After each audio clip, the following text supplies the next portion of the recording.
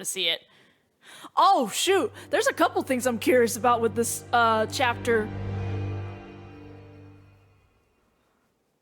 I'll let this play. Alright, wait, we don't get... Oh, the narrator doesn't talk at the beginning. The narrator talks at the end. Well, in the middle. Anyway, obviously they had to change the font because it's the resolve of Naruhodo Ryunosuke. Oh. Right. We get new music here. That feeling of finality is here.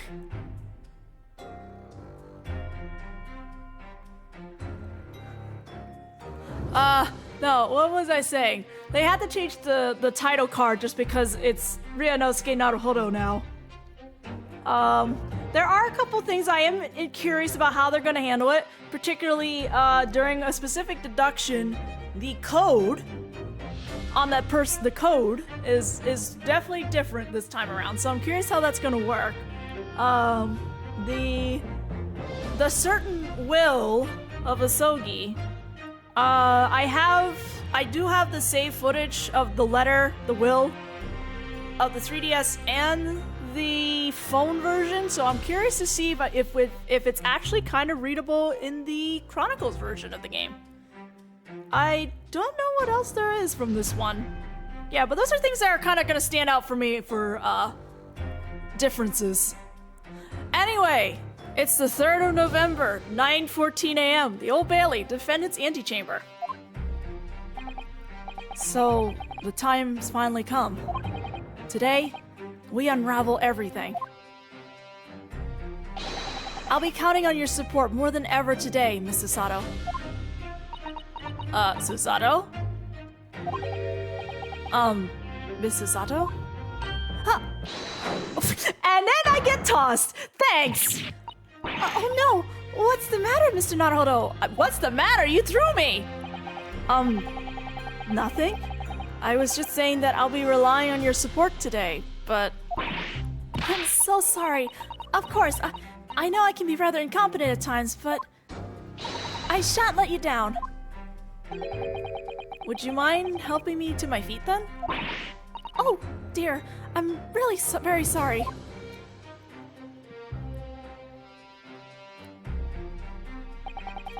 Susato-san isn't her usual self at all, so hello! But that's hardly surprising, I suppose. She just found out that her father is the partner of a world-famous detective. Not to mention... Good morning, sir. Is Baroque here? Hello, sir! Lord Van Zeeks. Thank you for all your efforts yesterday. What? Did I hear that correctly? Yeah, you did. What? Oh, no, nothing. Just... I hope we can clear things up today. I really can't make this man out. His face says, I hate you. But his words are almost jovial today. In fact, he hasn't been very Reaper-like at all since this all began yesterday. Lord Van Zeeks isn't the Reaper, Mr. Naruhodo. Good point. The Reaper. I suppose in hindsight, I shouldn't have allowed that misconception to go unchallenged. Huh? Thanks to you guys! It was my toxic acceptance of that pseudonym. My failure to stop the Reaper becoming something more than a mere legend that led to all this. But you're not to blame for that, Lord Van Zeeks. It's only because serious crime in the capital dropped off so sharply when the public started calling you that.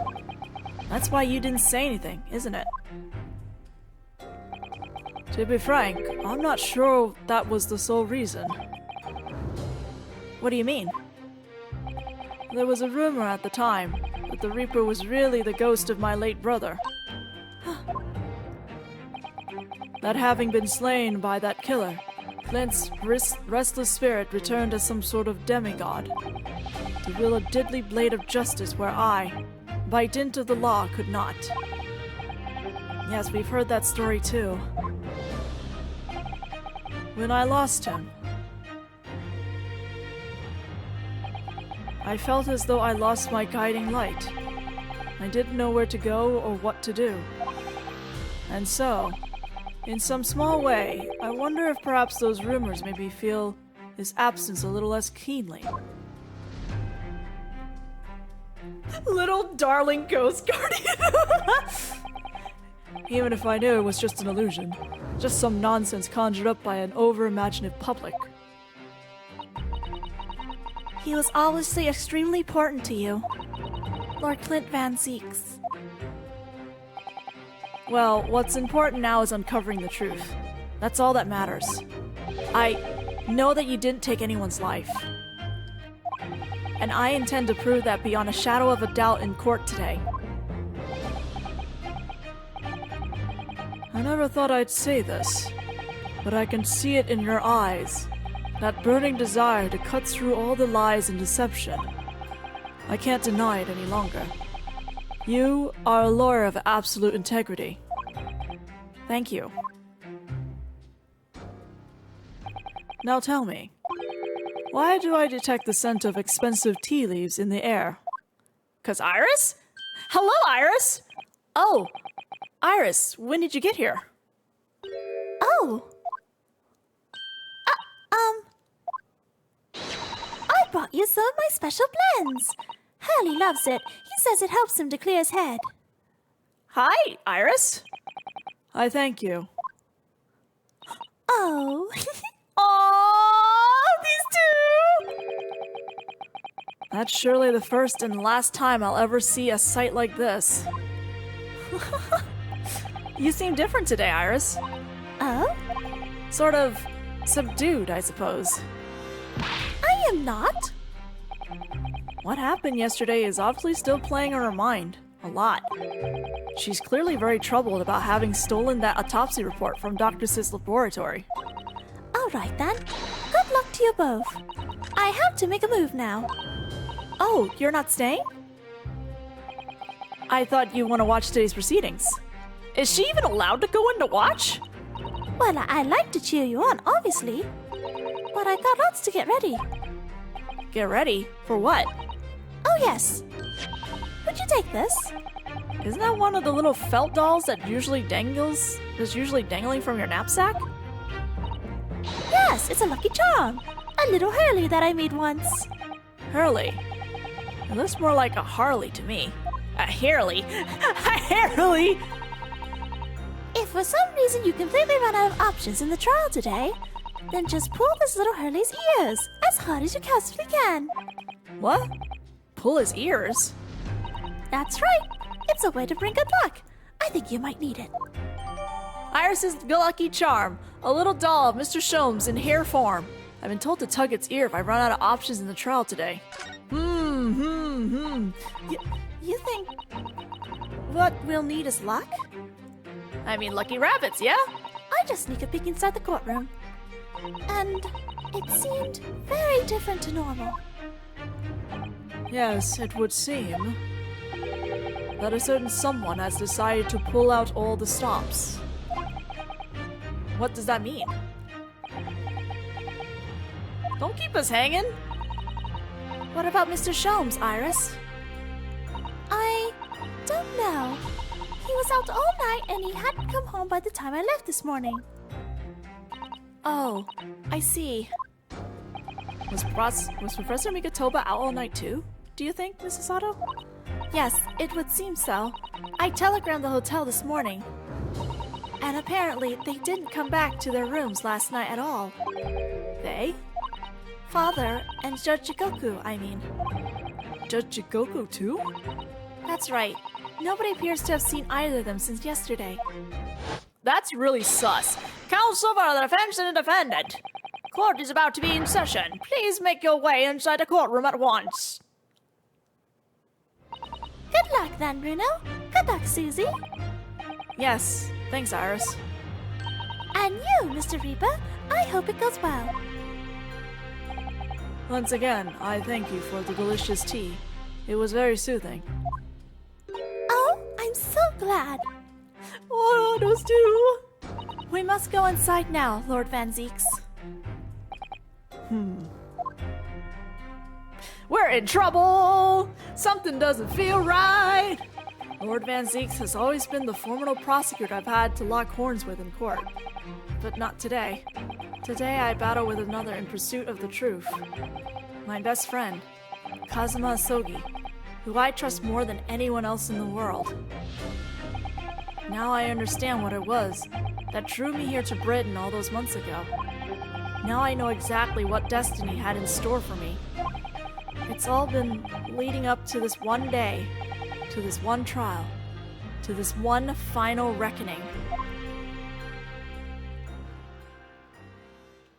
I don't know if they put pressure, and more or less to the case of they were very limited in resources when they had to make DGS2. 3rd of November, 9:30 a.m., the Old Bailey courtroom. It is very quiet. I don't like that. It feels even more oppressive here than it did yesterday. There are cold stares piercing me like knives from all sides today. Mr. Naruhodo, look! Hi, sir! Lord Strawheart! Kazuma's not in a good mood. I'm not in a good mood. Ryanosuke's just not in a good mood either. Kazuma must have known beforehand. The ramification of this trial now extends far beyond the murder of one Scotland Yard inspector. In fact, events have come to light that threaten to rock the very foundation of our country's legal system. This country or yours, sir? The escape of the condemned criminal on the night of his execution, the subsequent unlawful shooting of the man, and the revelation that prison staff must have been complicit in the jailbreak. Britain is currently hosting influential members of the judiciary from countries all around the world. It is imperative that we uncover the truth in these proceedings to avoid international embarrassment. By royal decree, this will continue to be a closed trial, and one over which I, male Strongheart, exercise total and unequivocal authority. I don't like that. I don't like that. The 6 jurors' flames just... As was the case in yesterday's proceedings, those here present in the public gallery are distinguished members of our judiciary, assembled to bear witness to a fair judicial process. Fair, you say? In other words, a collection of your acolytes, Lord Strongheart. We're just like calling it what it is. On a personal note, I find this most distressing, Lord Van Zeeks. You were a prosecutor of exceptional talent. Much like your brother, Clint, in fact.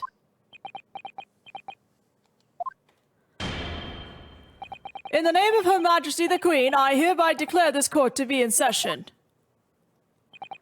For the trial of Baroque Van Zeeks, who officially stands accused of murder. Oh, this theme!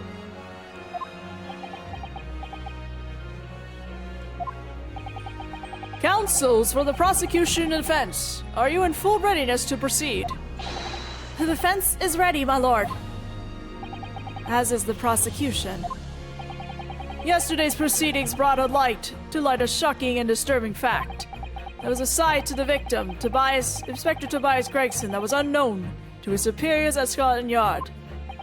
Yes, he was carrying out operations in secret, which Scotland Yard knew nothing about. And in these clandestine operations, he had an accomplice, Mr. Daily Vigil, who would be given the inspector's identification and present himself around the capital in order to establish credible alibis for Gregson. In that way, Gregson appeared to be carrying out his regular Scotland Yard work, when in fact he wasn't. At the end of yesterday's session, Mr. Vigil, who had been suffering from amnesia, regained his memory. It would appear he buried his memory of the time deep inside himself as a means of self-preservation. Because while he was engaged as chief warder at Barclay Prison, he abetted the convict's escape. Mr. Vigil is currently recuperating at St. Sinners. He's recovered enough to give a signed statement about his movements on the day prior to the incident. He's formally admitted to posing as Gregson whilst investigating the Red-Headed League. Which brings us to the critical issue of the victim's time of death. The defense yesterday proposed a suggestion that the victim may have been killed 1 day earlier. This was based largely on the discovery that the victim's pocket watch had not been wound. The prosecution has something to report on that subject, my lord. Really? Go ahead, Prosecutor Asogi. I met once again with the coroner yesterday to discuss the issue. She confirmed that the defense's suggestion could not be ruled out. Well, I'm glad you were thorough, Kazuma. It's entirely possible that Inspector Gregson was killed on 31st October, the day before his body was discovered. I have here an updated autopsy report that includes the amended details. But the official opinion of the investigation team was made clear yesterday. That the time of death was 5 p.m. on 1st November. There are indications of an attempt to disguise the real time of death, however. It seems that the natural decaying process of the victim's body may have been slowed by keeping it chilled. That's out of the question. There are no refrigeration devices in that part of London large enough to accommodate a human corpse. My lord, this is more than just conjecture. There's evidence to support the idea. We must investigate it thoroughly. Very well. The court will accept the new report as evidence. However, if this updated report is deemed to be accurate, it would give renewed significance to the movements of the victim on the day before the Fresno Street incident. It would, yes, especially since on that day, Inspector Gregson was using Mr. Vigil to cover up his real movements. It's conceivable that he was killed in the course of his secret activities. Do I sense that the prosecution has some information regarding those activities? Scotland Yard put an enormous effort into investigating that precise matter yesterday. I think we should begin by presenting the results of that investigation work. So the prosecution calls its first witness now. Oh, I would like to point out... Hi, Gina! State your name and occupation for the court. I should point out, they did actually give Asogi a new objection for this. I didn't catch it. I don't know. Maybe it's because it's been a while since I've heard his objection back in the first game. But, just like in the Japanese version, he actually has 2 objections. And he has a different one when he's the prosecution. I just can't quite catch it. I guess it's not as distinct enough for me to pick it up. Inspector Gina Lestrade reporting. Representative of Scotland Yard. Oh, she's doing her best. A self-conferred ranked, but never mind. Gina? Again? What's your problem, Odo? What's with that Gina again? Look, eh? The boss meant the world to me. He done more for me than anyone else ever did. Oh? Inspector Gregson, you mean? He got me out of those back slums on the East End and took me under his wing. Taught me that life can have a purpose. So that's why I'm the best person to be standing here speaking for him. Oh, Gina. Right, all of the goodness of Gregson's heart. Not at all that he had his arms twisted by Mr. Sholmes, no. What's relevant to these proceedings is that the outcome of Scotland Yard's investigation yesterday has revealed that the victim was carrying out some assignment the police knew nothing about. Very troubling. That face. Lord Strawheart knew. So, Inspector Lestrade, let's hear exactly what it says in that report. Coming right up, sir! Gina's doing her best and I love it. She's trying to, get her little accent out of the way and, sound all professional. The victim's movements. All y'all detectives are supposed to follow orders and investigate what they're told. But a little search of the boss's office turned up a notebook that had a load of secret meetings in it. According to that, the boss was looking into some smuggled goods dealings that day. Looks like it was a big job and all, but the coppers weren't onto it yet. What matters most is, there's witnesses what saw the Reaper at the place too. Did they? Smuggled goods? I don't know, do I? I'm just telling you what was written in the book. Tobacco, tea, spices, medicines. Goods of all sorts flow into London by illegal channels from across the globe. It's well known that they're disposed of at regular black markets that take place in the capital. But the police are rarely able to locate them in time. So Inspector Gregson was investigating one of those black markets. It's been suggested that high-ranking government officials may be involved in black market activity. No doubt Gregson was trying to avoid details of his investigations being leaked to the involved parties. That would explain why he was operating on his own authority, without the Yard's knowledge. And do we know where the dealings were taking place this time? In a particular room of a certain exclusive London gentleman's club.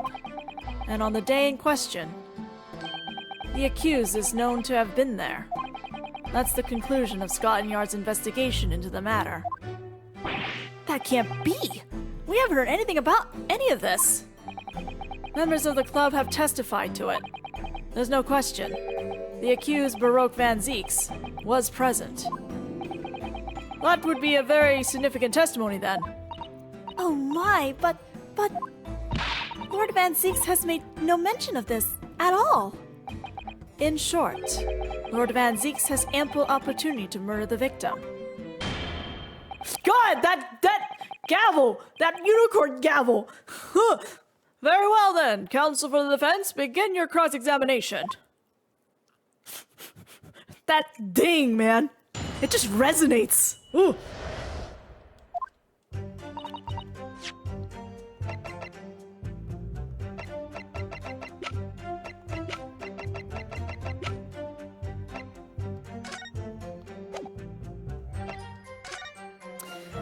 Alright, this trunk.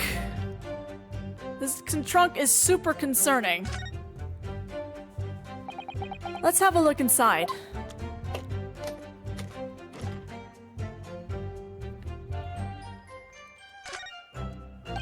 Look, there's something inside. Oh, let's see. It appears to be a passport, authorizing him to travel overseas. Was Inspector Gregson about to go on a trip abroad then? Perhaps the date of departure might tell us something. That was... Oh, what is it? It was for travel on 31st October, just one day before the incident. What? Really? Okay, well, passport document that was in Inspector Gregson's possession. It was issued for travel to France the day before his body was discovered. Gregson went to France the day before his body was discovered? That kind of contradicts what we're talking about right now, aren't we? Oh, geez, hello. Look at this dark stain here. Do you think... Yes, I'm afraid so. I think it's blood. Ugh, I knew you were going to say that. So that presumably means... that this was present at the scene when Inspector Gregson was killed. It's the most logical conclusion, yes. Do you think Gina's been carrying this around with her? If you didn't know any better, I suppose it does look like a grease stain from all the fish and chips. Yeah, I guess if you try really hard enough. Okay, this is the part that's a little concerning. Hello. Have you seen this huge gash across the side of the trunk here? It's gone right through the leather and into the metal behind. Gosh, for a metal chest like this to have been so badly damaged, whatever made the gash must have struck the side of the trunk with considerable force. I wonder how it happened. Yeah, I wonder how it happened. Can I get this thing? Okay, I was like, can I just get this? Give me this. Do you see that? There's something stuck in the side of the trunk here. It's glinting. It looks like a fragment of metal of some sort. But it's wedged in so tightly, I can't remove it. Well, don't cut yourself. You better leave it, I think.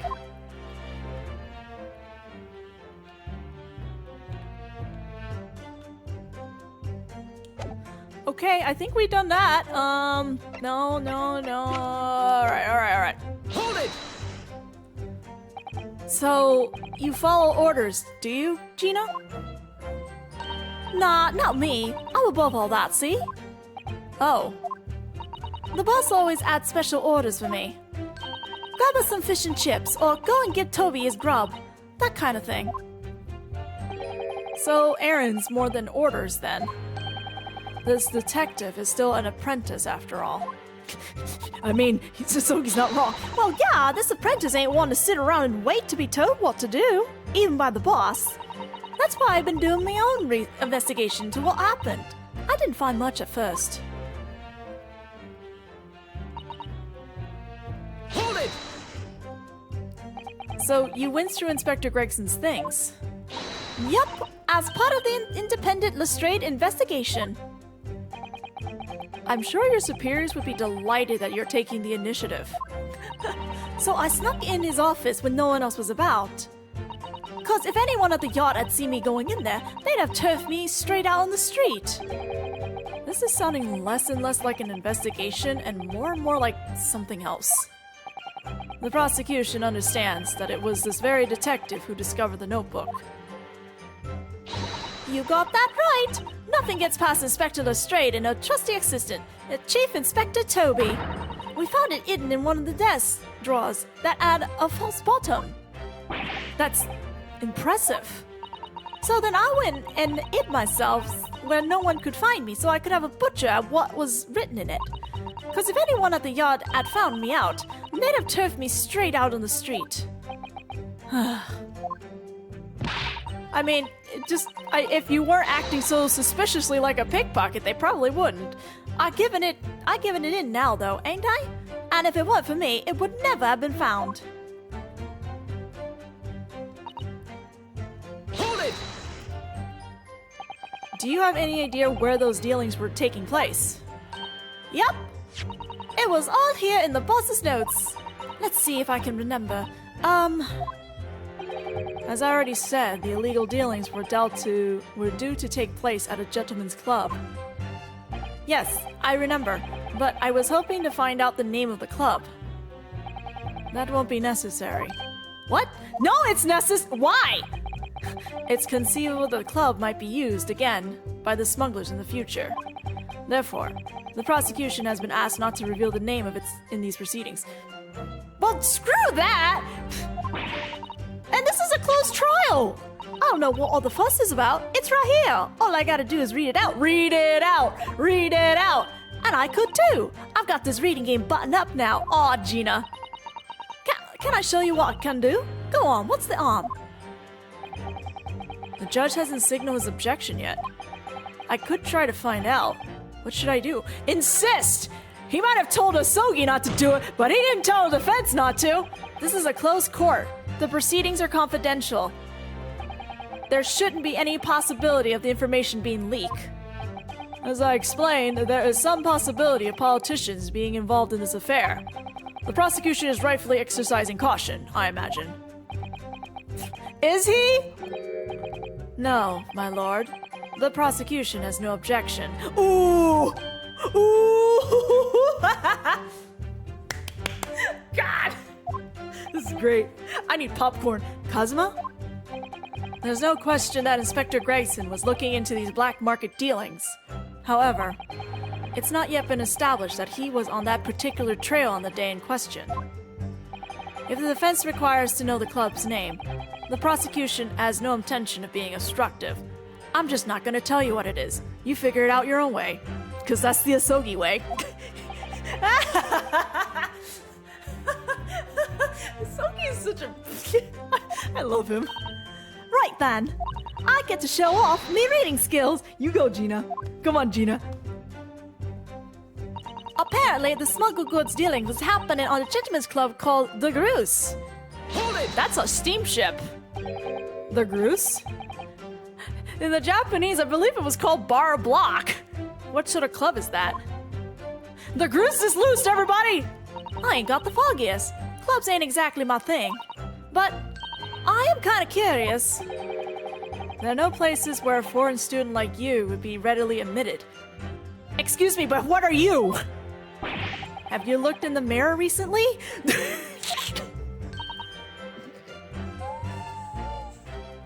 I love best friend banters. They're so good. I'll tell you what. Me and Chief Inspector Toby can go in undercover. Could you, though? Could you, though? I could pick out a few good marks and see what else I could find out while I was in there. I really don't think you should go picking out anything. Anyway, that's where these black market dealings were going to take place, is it? Yeah, it's gotta be. That's what the lower-ranking detectives at the yard reckon. Says the even lower-ranking detective. Hold it! Role reversal when Naruhodo has amnesia. So how had Inspector Gregson come to find out about it in that case? That's the question, ain't it? But I'm just an apprentice, so... And why didn't he inform Scotland Yard of his findings? Yeah, that's what I was asking myself. 'Cause, you know, I'm just an apprentice. When it suits you, yes. Anyway, the point is, something went on at that club, no question. You can't say that for certain, though, surely. Hold it!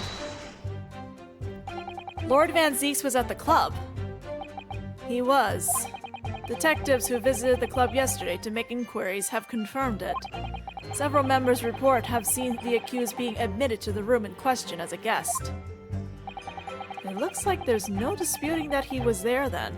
I mean, Baroque, were you there? Well, we know that Lord Van Zieks was investigating Inspector Gregson, don't we? Perhaps he'd already discovered the inspector's secret notebook. Which led him to the club, you mean? Maybe. Presumably then, there are also eyewitnesses who can testify that Gregson was there? Why the silence? None have been identified at this time, no. What the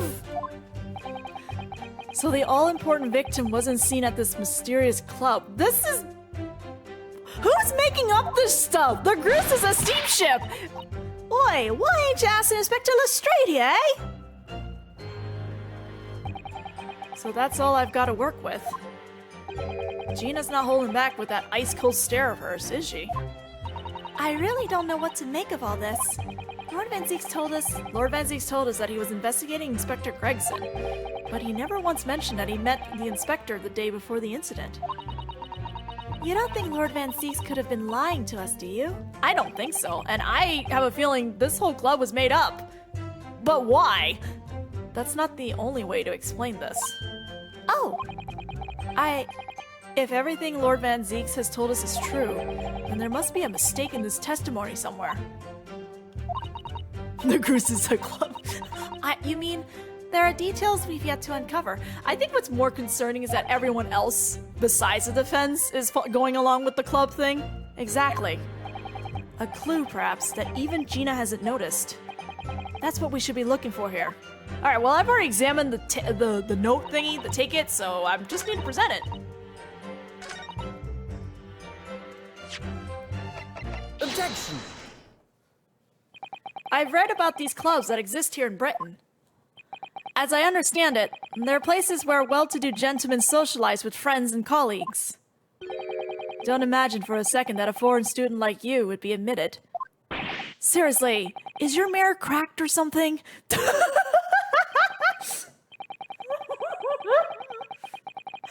sorry, it's so Honey, you may act all high and mighty, but you're still just an exchange student. Do we know for sure that the contraband dealings were definitely happening at a club called the Goose? The police are currently looking for evidence, but haven't found anything definitive yet. And I'm sorry to say, they probably won't. What do you mean by that? I mean, that place Inspector Gregson was secretly going to visit on 31st October may not have been a gentleman's club at all. You're showing a very irrelevant attitude towards our country's police force there, Counsel. If it wasn't a gentleman's club, then what was it? A steamship. You think it's a ship? I don't think, I do. I have the evidence to prove it here. Let me see that. This dark-suited young man is not in the least bit untrustworthy. What the other side, my lord. Be more specific next time. Ah, this would appear to be a ticket for passage upon a steamship, yes. The SS Goose. Rubble. Objection! So there's a steamship named the Groose that happens to share a name with the club. But I'm afraid to say, there's a flaw in your logic there. How? Look at the ticket. Notice the date of arrival in port. The ship arrived at the port of Dover on 1st November. Ah! The day on which the sound like a gunshot was heard on Fresno Street. In other words, on the day in question here, 31st October, when the victim was on his clandestine mission. That ship hadn't yet docked at British shores. That would certainly make an undercover investigation somewhat challenging. Objection! Does it? The fact that the steamship hadn't yet reached Britain substantiates the defense's assertion that the victim was investigating the SS Groose on the day in question. Then show your evidence for that assertion. Very well. Wait, what am I presenting? In that case, counsel for the defense, present your evidence to the court now. Evidence that substantiates your claim. What am I presenting? Huh? Nani? Oh, wait, this, right? The passport. I just got this passport. What's this? A passport for travel issued to the victim. Dated 31st October. What are you suggesting? I'm suggesting that just one day before the inspector's body was discovered, there's a distinct possibility he wasn't even in the country. Got you. I know, right? It's so ominous when he hits it. Order! Order! This document is for passage to France. It does appear to have been officially authorized. The day before the SS Groose arrived at Dover, it docked on the northern coast of France for a night. According to my father, who was on board, at the port of Dunkirk. Dunkirk, France. What could possibly have taken the victim there? Would you stop with the silence, Kazuma? I'm really scared. Okay, fine, you can laugh. I'm impressed, Ryanosuke Naruhodo. I certainly didn't expect you to get your hands on that passport. What? You mean, you knew about this? Why are you surprised at this point, Naruhodo? He seems to know everything at this point. The prosecution strategy for this trial has been laid down by the Crown Prosecution Office. On the day before the incident, the victim was investigating contraband dealings at a London club. That's the outcome of Scotland Yard's investigations, and the line the prosecution has been asked to follow. Meaning I didn't want to follow this, I was just made to. But personally, I don't agree. I think the prosecutor's office is trying to hide something. What? And now that you've expertly disproven their assertion, I intend to reveal what I believe that's something to be. What are you playing at, Prosecutor Asogi? A courtroom is a forum for the truth, my lord. Which is why it's my duty to present all the facts, without exception. Let me guess, this was your intention from the outset, wasn't it? The reason Inspector Gregson secretly made his way to the steamship docked in France on the day in question was to carry out a mission for the Reaper. Huh? The Reaper? Order! Order! What on earth are you saying, counsel? The prosecution made an assertion in court yesterday. Inspector Gregson was investigating the identity of the Reaper. When he discovered the location of the man's secret hideout, he was killed. As I'm sure everyone can imagine, by the Reaper's hand. It was always burning, na-na-na. Okay. But in reality, the truth is the opposite of that. What? Inspector Gregson wasn't investigating the Reaper at all. He was, in fact, acting for the Reaper. So, you're saying the mission he was undertaking was, obviously, an assassination. Huh. Oh boy, he said the A word. Baroque Van Zieks never carried out any of the actual killings. Whenever the Reaper's victims lost their lives, he always had a cast iron alibi. Which tells us that he must have had an accomplice. And you claim that was Inspector Gregson. Hold it! What the hell do you think you're saying, eh? My boss would never have done nothing like that! I know, right? I'm just sitting here like, Cosmo, how did you get across all... Okay, you know what? And yet, when you consider all the facts, it all makes perfect sense. No, it can't be! We also arrived at the same conclusion, didn't we? We did, but we're not accusing Baroque as the mastermind. That Inspector Gregson was operating as the Reaper. Even so, there's no way that the person giving him his orders was Lord Van Zieks. No, the true Reaper is somebody else. Baroque Van Zieks is not the Reaper. A predictable response from someone who's advocating for the man. And even if it's true that Gregson was operating as an agent of the Reaper, the suggestion that he went aboard the SS Grus on an assassination mission doesn't follow at all. Please explain yourself, prosecution. Please. Oh, you have some solid reason for doubting the assertion, do you, counsel? Absolutely. It's very simple. On the day in question, nobody was killed aboard that steamship. Are you sure? Professor Mikatoba and Judge Jigoku were on that very ship. If someone had been assassinated, I'm certain we would have heard about it. What's so funny? You're right, of course. No suspicious deaths were reported on board the ship.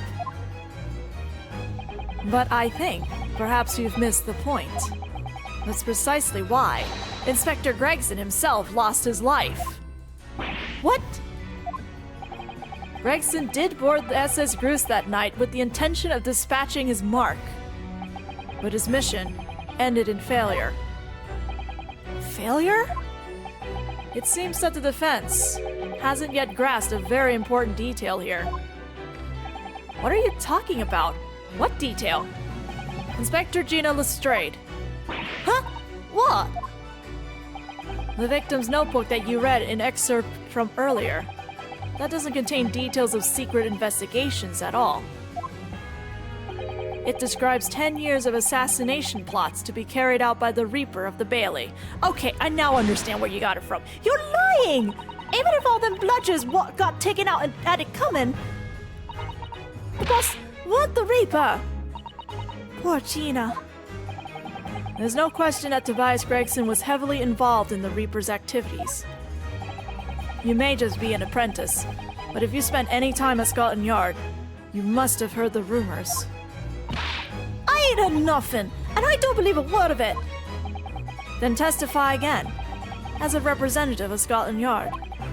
Consider it your chance to defend your boss. I don't...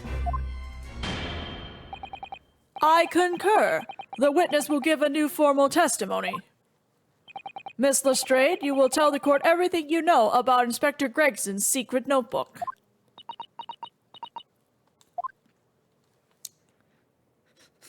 He only cares about revenge!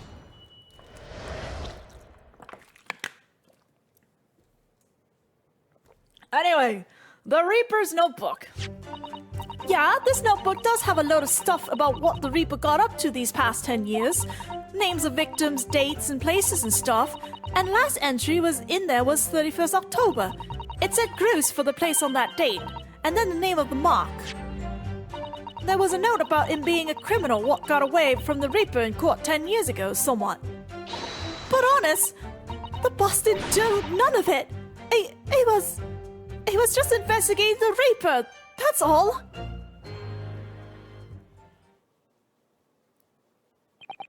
Keep personal opinions out of your testimony, witness. We require only established fact here. This must be so hard for her. You can't deny it now, surely, Ryanosuke Naruhodo. What can I deny? The notebook contained the name of the final mark, and the location where the assassination would take place. That's information that the victim could only have known if he was working with the Reaper. Huh. So, who was to be the final mark? Go ahead, Inspector Lestrade.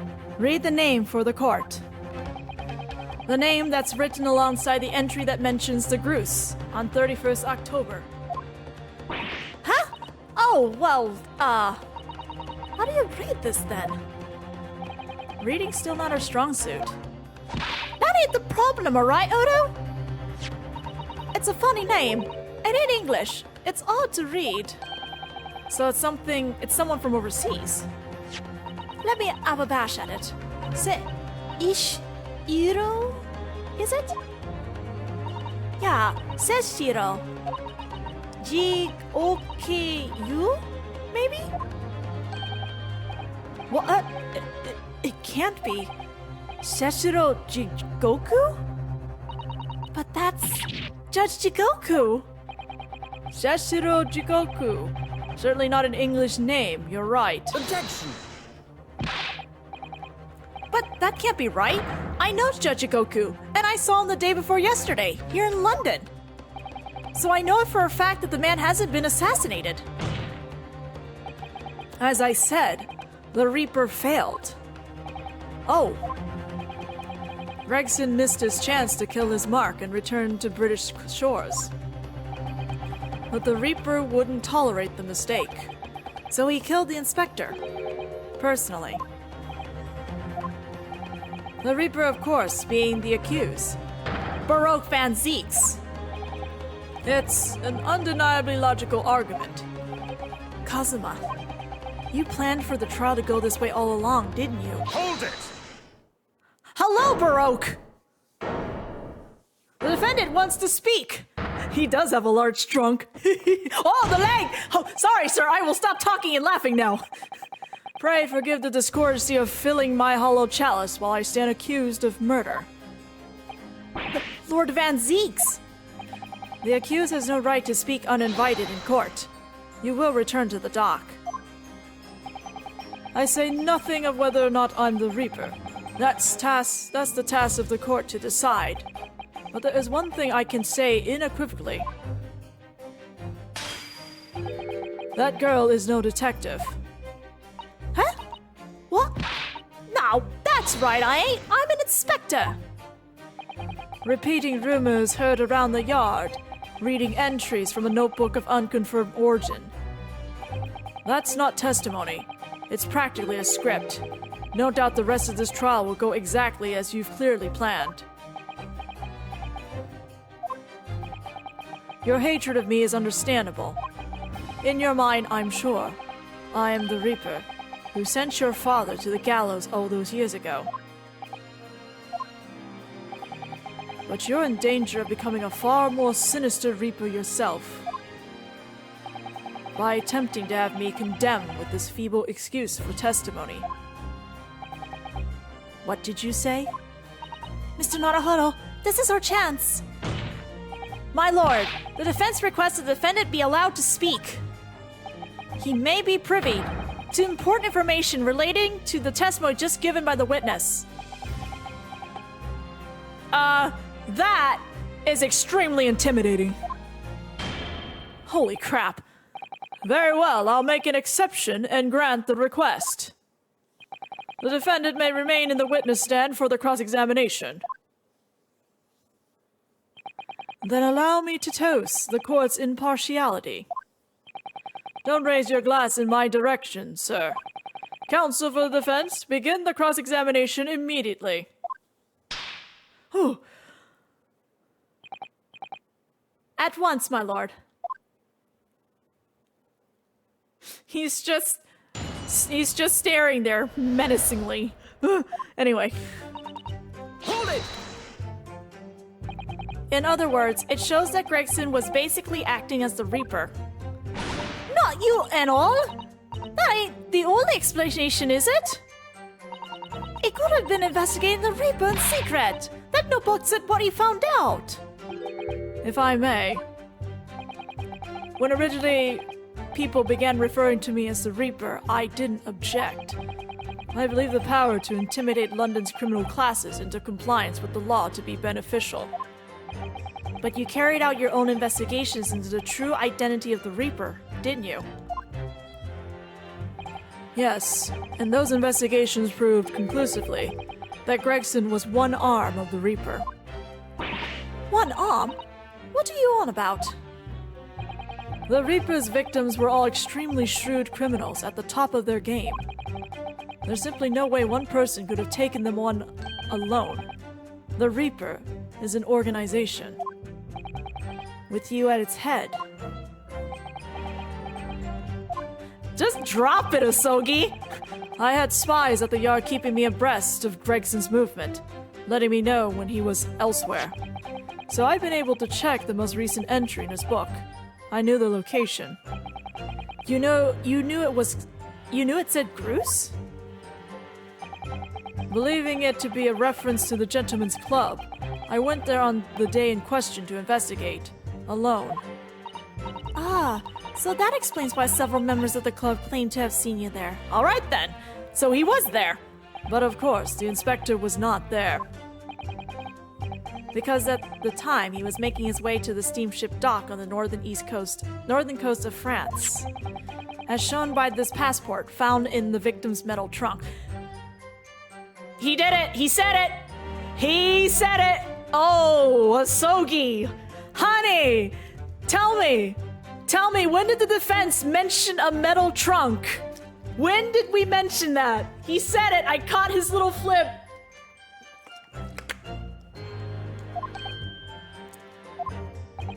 Very well then. Back to your testimony about the contents of this notebook. Fine. Is this the second testimony? Is something wrong, Mr. Naruto? You seemed a little shocked by something a moment ago. Oh, no, it's all right. I'm overthinking this, aren't I? No, you're not. Your suspicion is valid.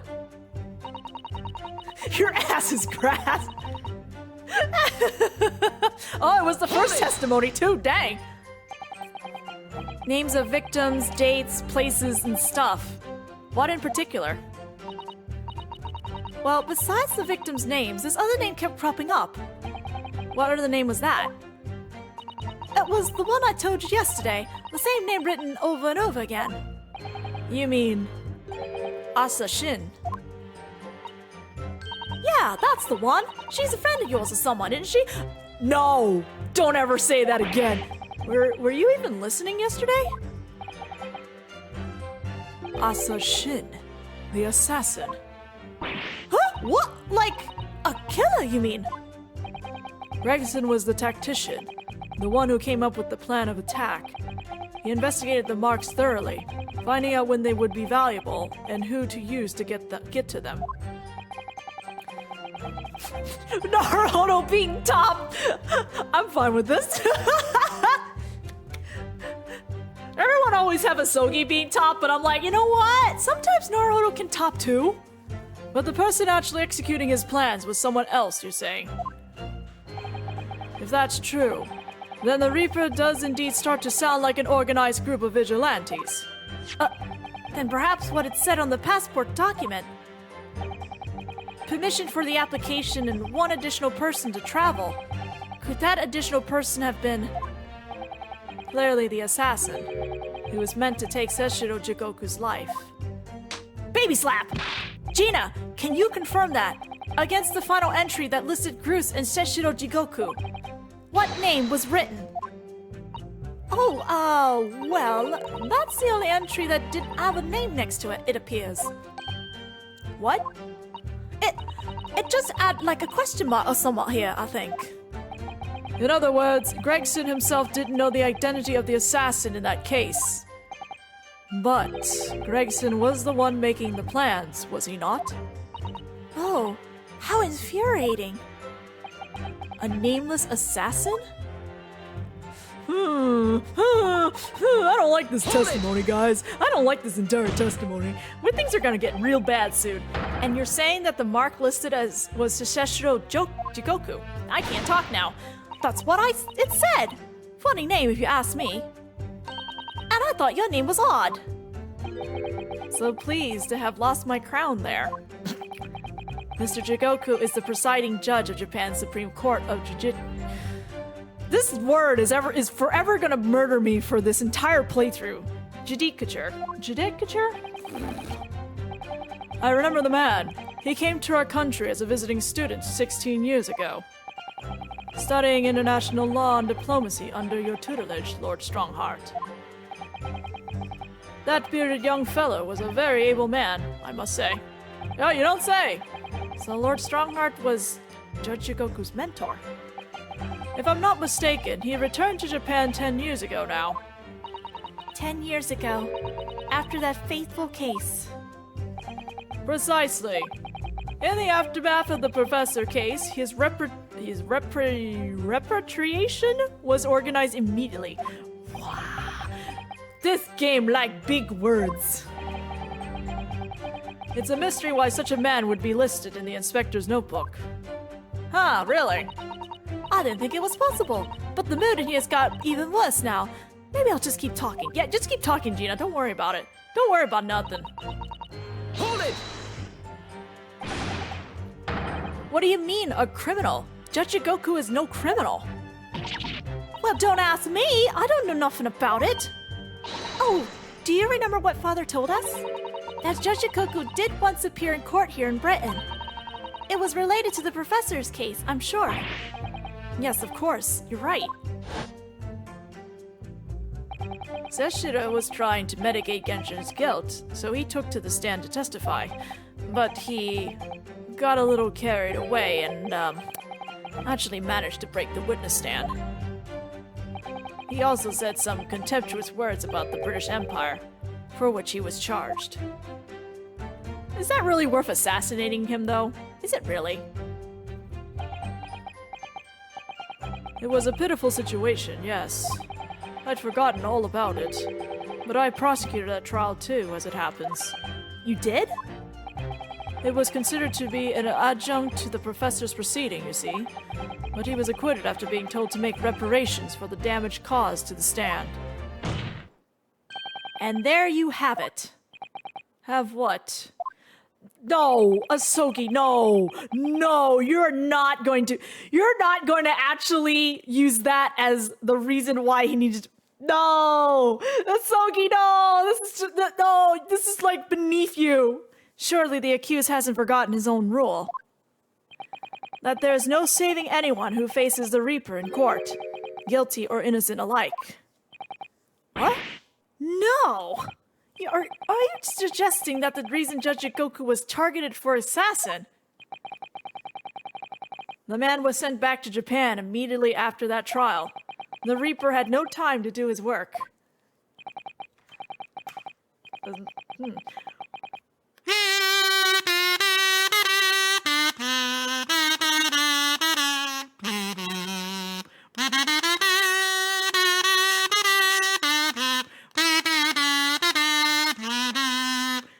You win if you actually know the song. But then, 10 years later, the mark returns to Britain once more.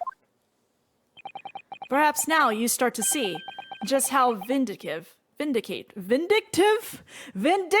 Reaper is. Come on, that's absurd! To take someone's life for that? Isn't the whole premise of the Reapers absurd? Killing those who have been found innocent. Clearly the rules by which the man operates are beyond a sane person's comprehension. Osogi, I think you need to sit down. But you need to sit down. Objection! Right, I've had just about enough of this. Gina? All this nonsense about the boss planning to kill people, it's cobblers. Come on, Odo. Yes?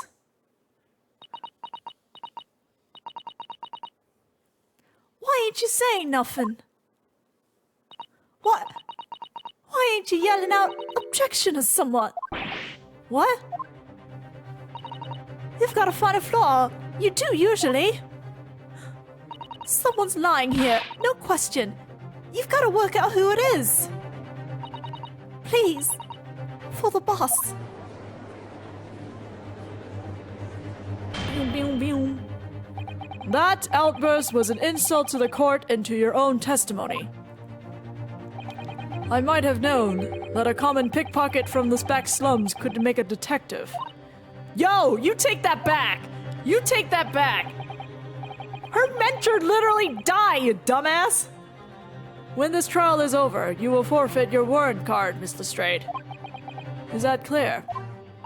I've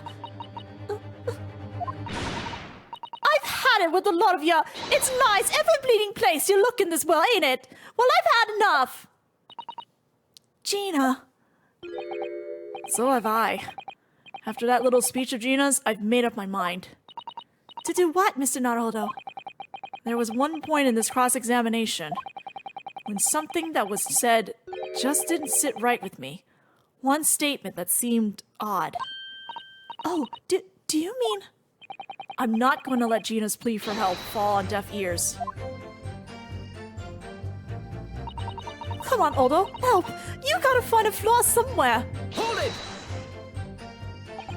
I want to thank you, Gina. You helped me find my resolve. Huh? What do you mean? Amongst everything we've heard during this cross-examination, there's one thing that defies explanation. One inconsistency. What? An inconsistency? Really, Odo? I don't quite know what it means yet, but... Yes, there is an inconsistency in something that was said by... I'm so sorry, Asogi. Take that! I do this because I'm your best friend. By you, Kazuma Asogi. Me. Is this some attempt at filibustering, counsel?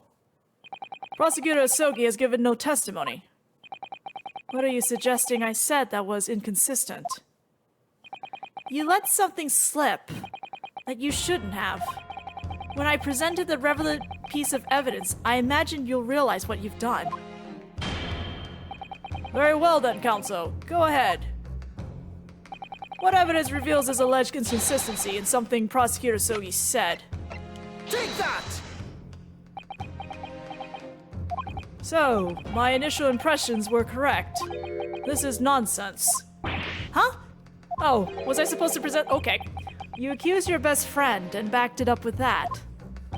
Clearly, the Ryunosuke Naruhodo I knew is dead. What is this line? What is this line? Hello? Friendship ended with Ryunosuke Naruhodo. What the frick is this line? Oh, that's savage. Oh, that's so savage. I love these two so much. What the hell? Holy crap, this line is savage. Ugh, struck down by my best friend. I believe what you intended to point out, Mr. Naruhodo, was when Kazuma said... Because at the time, he was making his way to the steamship docked on the northern coast of France, as shown by the passport found in the victim's metal trunk. Okay, come on, let's be real. That's what I presented. And if you were just going through this the first time and you saw the dialogues talking about, because I presented this specific piece of evidence that caused you to do something, I think you would just go for the passport. Yes, that's exactly it. I take it from your expression that you're not going to let this go. Friendship now with Vortex. Correct, my lord. I made a mistake, that's all. Holy crap, though, that line from Asogi. What are you suggesting I said that was inconsistent? This game is so specific and it wants something specific. Take this trunk then! Fine! This is a trunk that belonged to Inspector Gregson. A metal construction, is it? It's certainly very heavy. What's this? A bloodstain. And a relatively fresh one, too. Aha! You see the problem now, Asogi. What? You mean that ain't grease from all the boss's fish and chips? Fresh blood on the inspector's trunk. That suggests that the victim was traveling with that luggage when he was killed. This can't be. There was no mention of any trunk in Scotland Yard's report. So how do you know, Asogi? Yeah, there's a reason for that. Immediately after the inspector's body was discovered, one of the street peddlers made off with the trunk. hoping to sell it. But I found it! Me! With me nose, but for no with me nose for trouble. Which means that nobody should have known anything about the trunk. Unless, of course, we're talking about somebody who was present when the victim was killed. I don't like where we're going. And yet, during the cross-examination of the witness just now, you said this, Kazuma. Because at the time he was making his way to the steamship, docked on the northern coast of France, as shown by the passport found in the victim's metal trunk. Sir! So the question is, how did you know about the inspector's trunk? Sir! We know the man went on a trip to France. Where else would he have put his passport? Objection! Stop dodging the question! But you knew it was a metal trunk! Answer me honestly, Kazuma! On 31st October, where exactly were you? At the port of Dunkirk, on board the SS Grus. Is that the answer you're looking for, Ryunosuke? Kazuma! What did you... My best friend was on the ship with an assassin! I hadn't considered the possibility before, but if Kazuma was on the ship, then it can only have been for one purpose. JK, my best friend is actually an assassin. Oh no, Mr. Naruhodo. Surely you don't think... Come on, Ryunosuke. You know the rules. The only thing that really talks in the courtroom is hard evidence. As I understand it, Inspector Gregson always took that case with him when he traveled. So as it stands, you've proved nothing. Kazuma! Man, you're gonna make me work for it, right? Are you challenging me to prove it, beyond all reasonable doubt, that you were there that day, in the same place as the inspector? He was there, with Gregson. There's a clue that you overlooked, a secret that trunk can tell us. I can't be sure at this point. I'll need to verify it, but I have a nasty feeling that I'm going to be right. The accusation being made is deeply disturbing, but nevertheless we must test it. The defense will identify for the court where in the trunk this alleged clue is to be found. Alright, give me a second, I gotta open it up again. Where is the evidence that ties Prosecutor Sogi to Inspector Gregson? Well, let me open it up.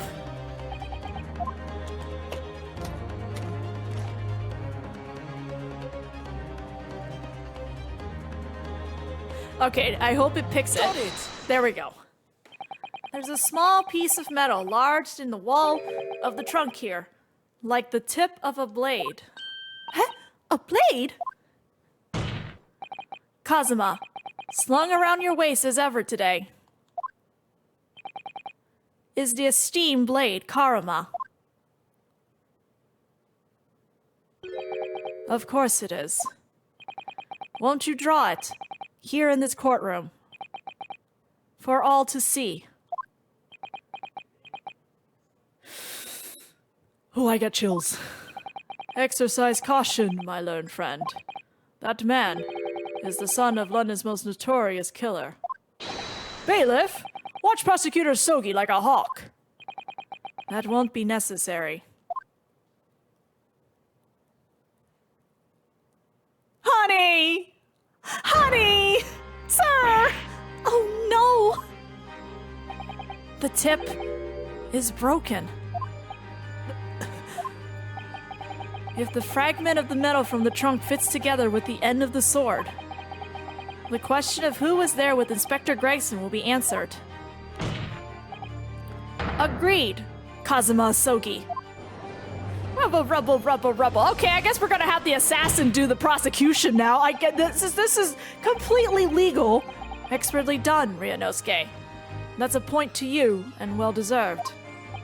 Do you mean to tell the court, Prosecutor Osogi, Yes, on 31st October, I accompany Inspector Gregson to Dunkirk in order to carry out a mission. So the additional person authorized to travel Was me. And the mission was the assassination of the Mark. What? Wait, you're going to assassinate the Mark, but it was Jigoku, so why you got Gregson, sir? Sir! You mean you're the killer whose name was omitted from this notebook? You are following the Reaper's orders to dispatch Jigoku. Man, this guy is like, I'm gonna take down the Reaper. Meanwhile, I'm gonna do the Reaper job. Asogi, your logic is just... Oh, this man! Tonight is literally the night of Kazuma, why? Let me make one thing perfectly clear. I have killed no one. Explain. I accepted the assassination mission, yes, and I accompanied Gregson to Dunkirk. But I never had any intention of carrying out the plan. You are never going to do it. We can't believe Kazuma-sama. I'm sure. After all, Jigoku arrived safely in London the following day. On the 31st, I boarded a train from London with Inspector Gregson. We traveled to Dover, from where we crossed the Channel to Dunkirk. Then we boarded the SS Gruce and made for the cabin deck, as indicated in the plan. You went to Jigoku's cabin? Exactly. He wasn't there, though. We decided to wait, but you've already told us you had no intention of going through with it anyway. I didn't come to Great Britain to take anyone's life. So I left Gregson and disembarked the ship. I spent that night at a boarding house in the town and returned to England the following morning. A boarding house? In Dunkirk? My signature will be in the register book. It would be simple enough to verify. Then, what became of Jigoku? Gregson was no assassin, so the Mark was spared. I'm sure it's easy enough to imagine what happened after that. Yeah, but you're no assassin either, Asogi! What the heck? Gregson returned to England as well, having failed to complete the mission. He met with the Reaper in that room on Fresno Street to report the failure, causing the infuriated mastermind to pull the trigger and end his wretched agent's life.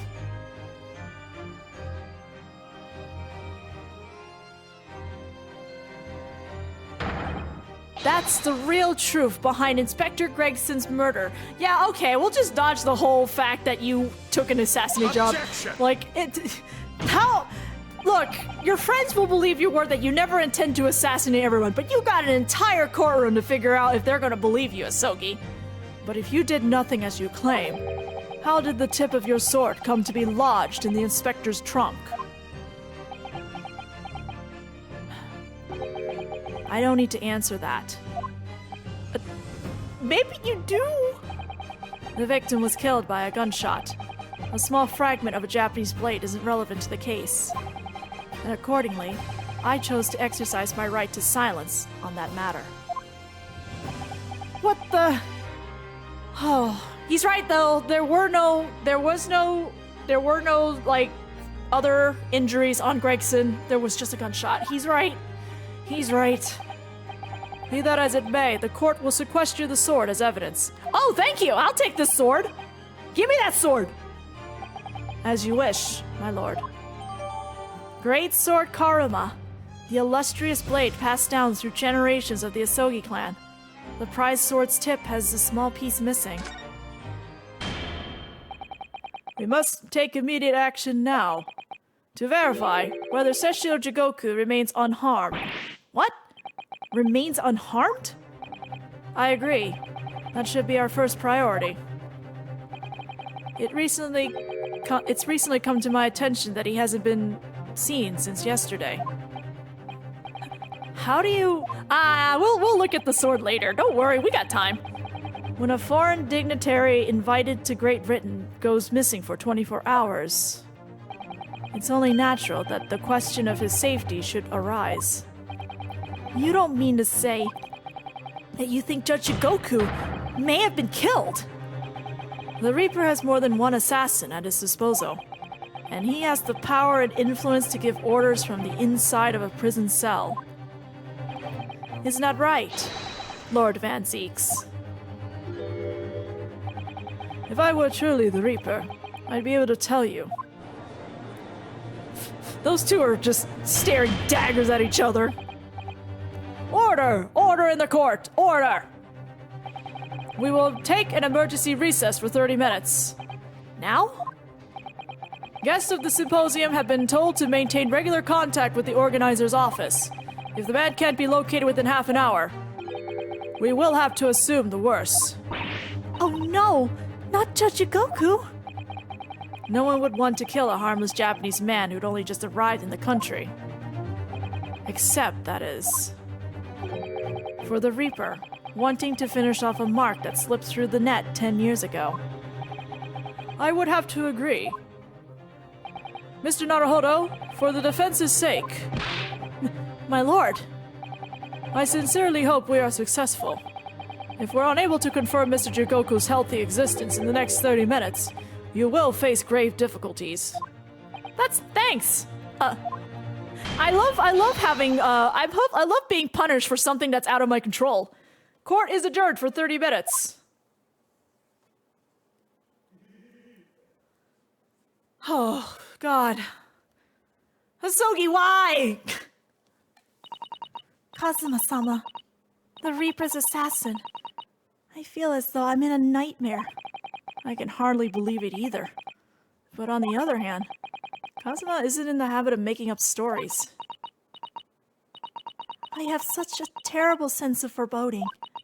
It's something awful has happened to Judge Jigoku. And I feel as though things will only spiral further and further out of control. I felt it from the moment I stepped into the courthouse this morning. That strange sensation that we were careering towards a foregone conclusion. Well, in the worst case, we might only have 30 minutes left. Unfortunately, though, I don't think there's anything we can do but wait now. We're out of options. Actually, there may be one last hand we can play. Or rather, one last ear. Of course! The little Mr. Sholmes doll that Iris gave us. If for some reason you completely run out of options in the trial today, then just pull this little Hurley's ears as hard as you possibly can.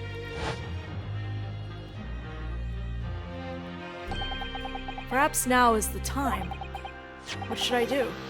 Poor Hurley's. I love how, like, Naruto keeps dubbing it Hurley instead of Hurley. Hurley's ears or not. Pull it! Here goes then. I'm going to do it. Good luck, Mr. Naruhodo. No looking back. Heave! Wow! That scream sounded like Mr. Sholmes. Mr. Sholmes? Where are you? Here, my dear fellow, here! It's the felt doll talking. Pull the ears again, Mr. Naruhodo, as hard as you can. All right then, I'll pull with all my strength into it. Heave! Ow! Please, my dear fellows, you don't need to pull my ear off. Mr. Sholmes, where are you? Myself and my trusty partner are presently in the first-class cabin area of the SS Cruise. The SS Cruise? She left over last night after the final pieces of cargo were loaded. We are currently docked at Dunkirk, but due to be underway again in half an hour. You've taken a ship to France? Please, even with my athletic powers, I would struggle to jump the Straits of Dover. After we left Baker Street last night, we hurried by cab to the station and by train to the port, in order to board this vessel in time. So, you mean you'd already worked it out? That the steamship was where everything really took place? Mr. Naruhodo, pray, what is my name? Herlock Sholmes, world-famous great detective. Aw, Naruhodo! Recited to perfection. Well done. You're a genius, Mr. Sholmes. That's the only word for it.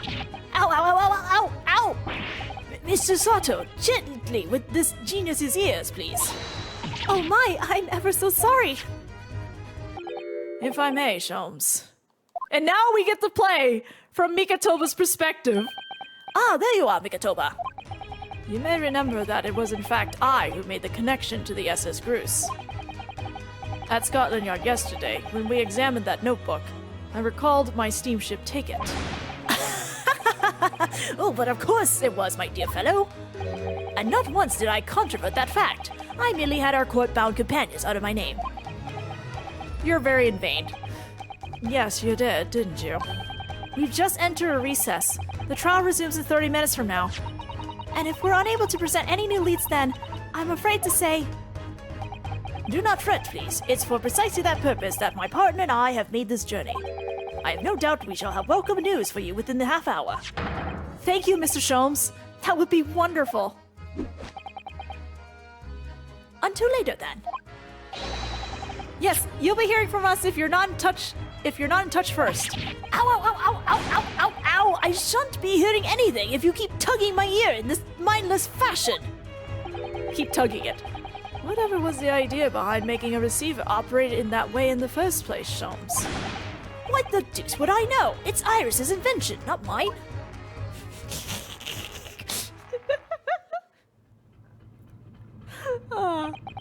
As I know how much you enjoy being the hero of the hour, Sholmes, we have but half that now before the Groose puts to sea again. If we don't conclude our investigation rapidly, we shall find ourselves in Naples before long. There are times, Mikatoba, when you make a surprising amount of sense. So, let us begin. First class, cabin number 2. Yes, this is the one. But I don't believe an investigation of the cabin is going to be plain sailing. That crewman standing in front of the door is an angry-looking fellow. Why are you loitering here? Who are you?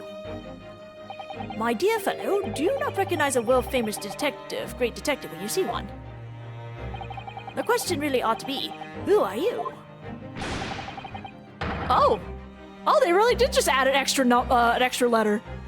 Do you not recognize world-traveling great sailor Chicken Stroganoff?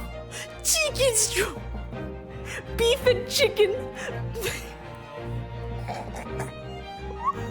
Look, their Japanese name were like not any better, so this is hilarious in English too. Chicken. I need a drink.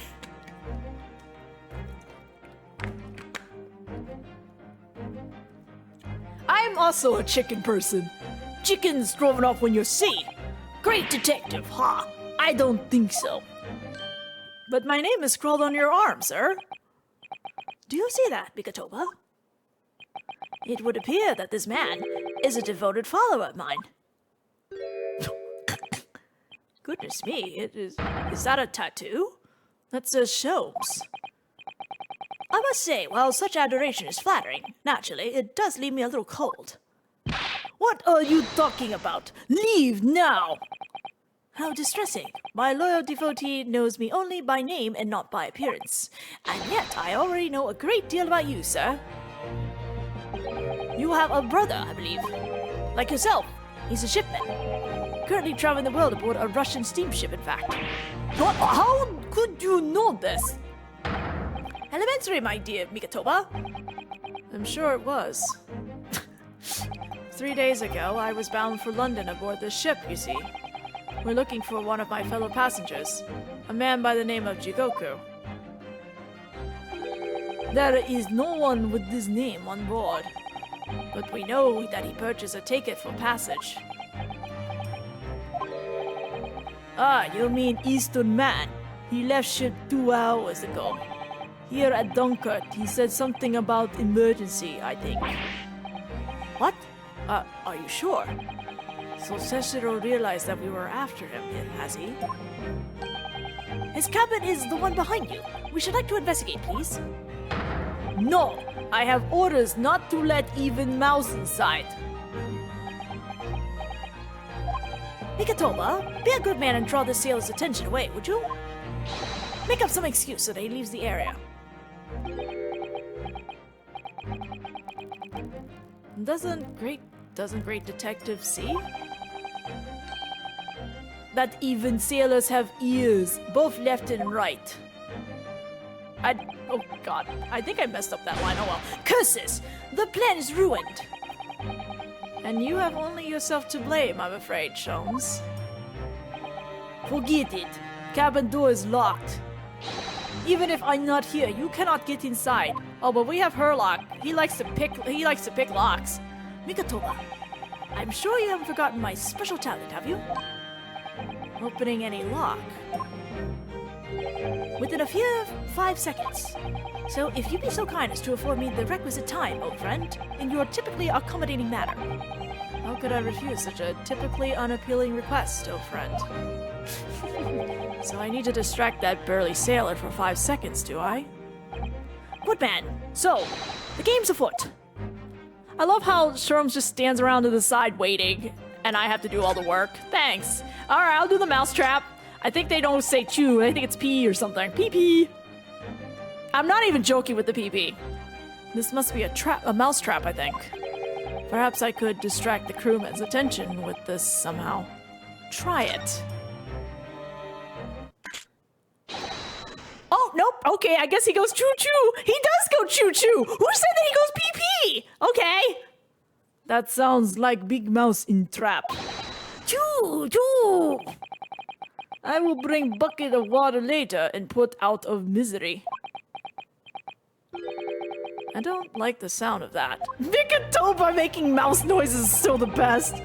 In any case, my dear fellow, that was quite unconvincing.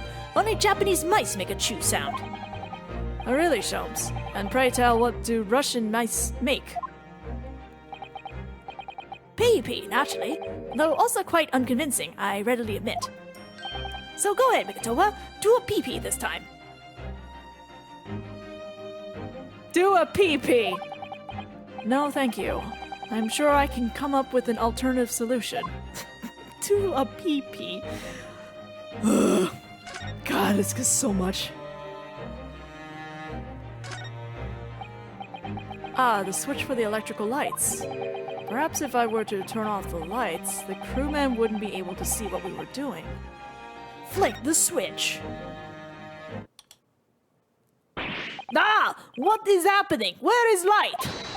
Now, Sholmes, now! In the process, Sholmes can't get out. Sholmes can't do anything. Nobody there. That was a close shave.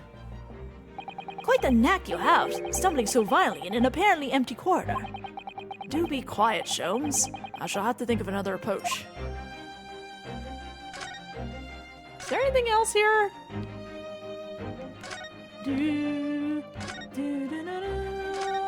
I guess I'm hitting the alarm now. Okay, the alarm will make... Why is this door thing? That's another first-class cabin, and yet its door is completely unguarded. Empty as well. I had quite a quick look inside earlier, though I confess I didn't investigate the wardrobe. There may very well be a young Japanese fellow inside, perspiring merrily.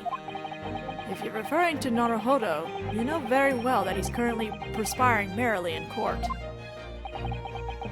Does it not strike you, though, Mikatoba, why the man stands guard only in front of this cabin when both are apparently vacant?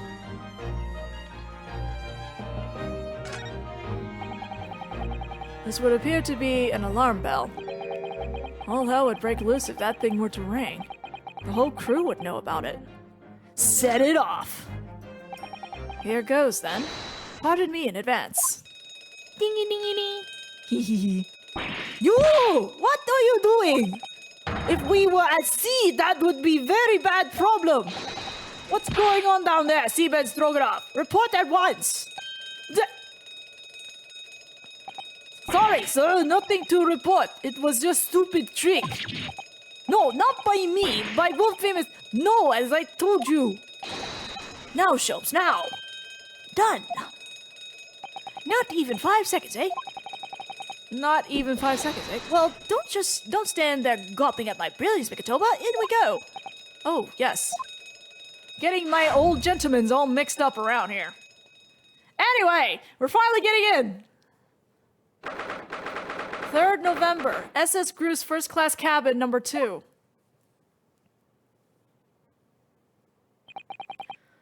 Good gracious. It would appear that the occupant of this cabin did indeed disembark rather hurriedly.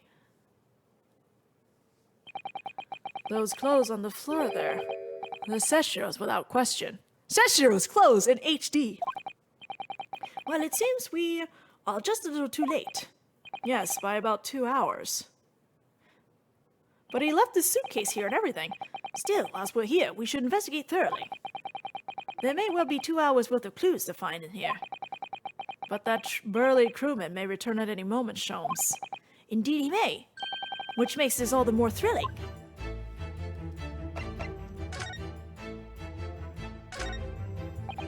There's a speaking tube here, look, though it's been stoppered with some cloth. So the voices of the crewmen on the bridge aren't an annoyance, I suppose. Or indeed, so that the voices in his cabin aren't heard elsewhere. Could something have happened in here that was for no one else's ears, do you think? Either that, or it could be to prevent snakes from entering. That's really becoming a favorite case of yours, hasn't it? According to the report I was given, Naruhodo was concealing himself in Asogi's wardrobe. Indeed he was, and it was of a similar size to this one. Ah, you must climb in inside yourself, my dear fellow. What? Whatever for? It was the site of my first fateful meeting with Mr. Naruhodo. You can experience the moment for yourself now, complete with my dramatic rhetoric. Come along now, in you go. This will only take a moment. Really, Sholmes, surely you can just tell me what you said. We don't have time for this. Well, I uttered some brilliant remark and opened the wardrobe to reveal the stowaway murderer. I think I'll just read about it in the Adventures of Herlock Sholmes. This is the waste paper basket, look. And there's still rubbish inside. Indeed. Then let us pry. I've discovered recently I have a penchant for exploring the contents of others' waste paper baskets. I sincerely hope only for your work. Ah. Here we have a notice issued to passengers from 3 days ago. 3 days ago? The night before we arrived in London, then. When I was still aboard myself. Evacuation drill? Huh, I need to finish reading that. Ah yes, there was an evacuation drill. I remember now. For our safety and security, all first-class passengers were constantly under watchful eye of the crew. So it was a welcome relief to have some privacy for once. Evacuation drill itinerary. A notice about a practice evacuation to be carried out by the crew of the SS Grus the night before the ship arrived in Dover. It was found in Jigoku's cabin.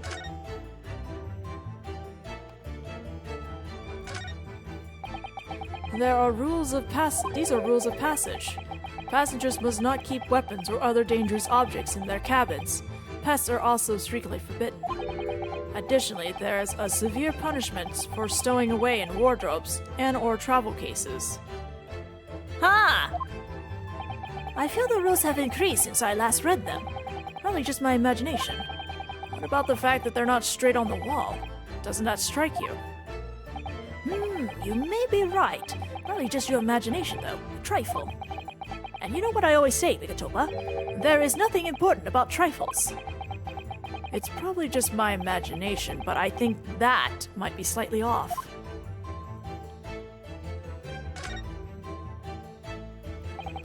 That's a very sizable trunk indeed. Seshiro is partial to all things large. And a rather clumsy fellow, if he failed to notice he left that behind. Perhaps he left it on purpose. It's lighter than you might think, but still a hindrance to a speedy escape. Pity. It's locked, so we can't look inside. Surely 5 seconds from now, the situation will be quite different, though. Sadly not. It has a 7-digit combination lock. And I'm not in a morose enough mood to work through all the combinations at present.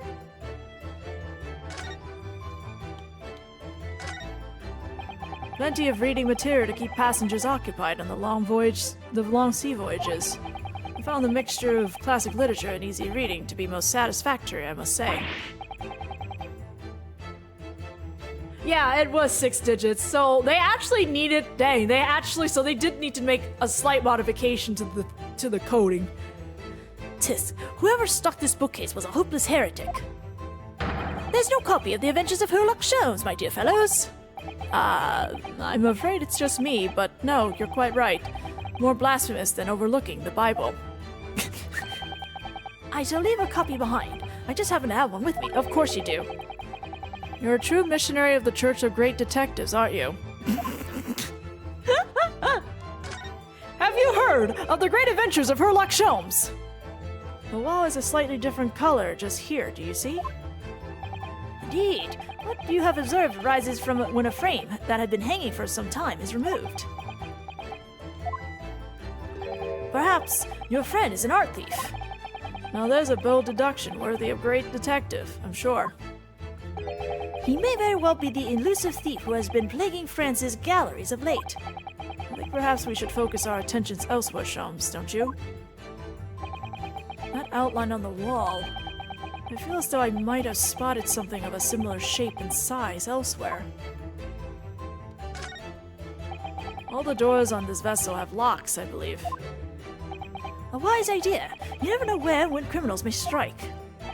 But of course, to the great detective Sherlock Holmes, lock, bolt, or shirt button, it makes no difference.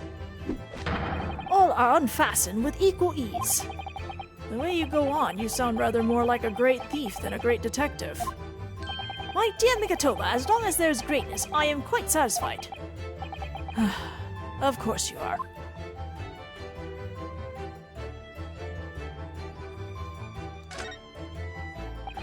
That's a substantial heap of clothes on the floor. An overcoat, shirts, a dressing gown, momohiki work trousers, a Tanzan robe, a haramaki waistband. Clearly the clothing of a Japanese man. And clearly, Japanese men are unaccustomed to the culture of the wardrobe. It looks to me as if they've been thrown in a heap like that in something of a hurry. Indeed, you could help yourself to a Japanese man's shirt, perhaps. I'm sure you made mention of packing too few. I'd very likely drown in one of Seshiro's shirts. No, I'll just buy any extras I need, I think. Yeah, Seshiro's like a giant. Although I believe Barry Kaden is extremely tall. Probably taller than Vortex? I can't remember. Quite the exquisite glass, I must say. See here, how it... Is something wrong, Sholmes? You suddenly trailed off. Ice, Mikatoba, ice! What opulence the first-class passengers enjoys. Chilled drinks. Pardon?